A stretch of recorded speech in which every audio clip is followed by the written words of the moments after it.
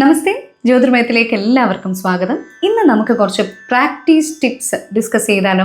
ചില സമയത്ത് നമ്മൾ പാടുമ്പോൾ നമ്മൾക്ക് തോന്നാം, ഞാൻ പാടുന്നത് കറക്റ്റ് ആണല്ലോ, അല്ലെങ്കിൽ നമ്മൾ ആരുടെയെങ്കിലും പാട്ട് കേൾക്കുമ്പോൾ ടെക്നിക്കലി അതെല്ലാം കറക്റ്റ് ആയിരിക്കും, പക്ഷെ എന്തോ ഒരു അപൂർണത അവിടെ ഉണ്ടാവും. അതൊരു പക്ഷേ നമ്മുടെ മൗത്ത് പൊസിഷനിങ്ങിൻ്റെ പ്രോബ്ലം ആണെങ്കിലോ. ഇപ്പോൾ ഉദാഹരണത്തിന് ശരിക്കും പറഞ്ഞാൽ ഒരു അച്ചു പോലെയാണ് നമ്മുടെ ഈ ഭാഗം.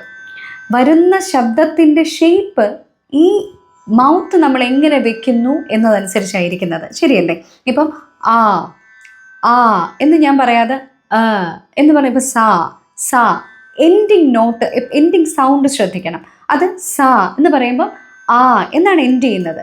സിമിലറാണ് സാ മ ഗ പ ധ, അല്ലേ? ഈ നോട്ട്സ് എല്ലാം ആ എന്ന സ്വരത്തിലാണ് അല്ലെങ്കിൽ ശബ്ദത്തിലാണ് എൻഡ് ചെയ്യുന്നത്, വവൽ സൗണ്ടിലാണ് എൻഡ് ചെയ്യുന്നത്.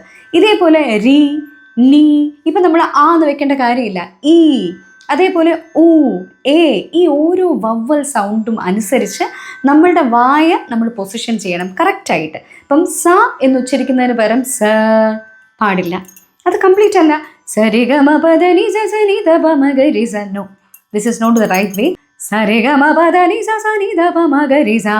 വ്യക്തമായിട്ട് അക്ഷരങ്ങൾ കൃത്യമായിട്ട് ആ ശബ്ദങ്ങൾ കേൾക്കണമെങ്കിൽ കൃത്യമായിട്ട് മൗത്ത് പൊസിഷൻ ചെയ്യേണ്ടത് വളരെ ഇമ്പോർട്ടൻ്റ് ആണ്. ശബ്ദമനുസരിച്ച് വായ കൃത്യമായിട്ട് ഓപ്പൺ ചെയ്യാൻ ശ്രദ്ധിക്കുക. ഓവർ ആവാനും പാടില്ല, തീരെ കുറയാനും പാടില്ല. കൃത്യമായി ഓപ്പൺ ചെയ്യാൻ ശ്രദ്ധിക്കുക. ബാക്കി ടിപ്സ് അടുത്ത എപ്പിസോഡിൽ.